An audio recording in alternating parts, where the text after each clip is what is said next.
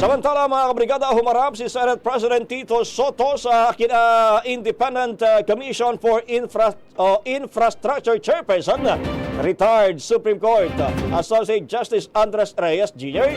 at maging sa member pa ng komisyon na sina dating TPWH Secretary Rogelio Singson at Rosana Fajardo. Ayon kay Soto, layunin na nasabing pag-uusap na mabigyan niya ng briefing ang ICI hinggil sa kanilang Senate procedures sa budget amendments at insertion. Samantala, maliban kay Soto na imbitahan din si Senate President Pro Tempore Ping Lacson upang matestify naman niya ang kanyang dalawang privilege speech.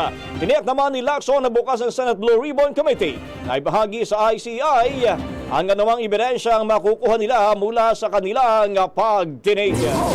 Ang bahaging ito ay hatid sa atin ng Power Cell Salabat, ginhawa ng bawat nangangarap.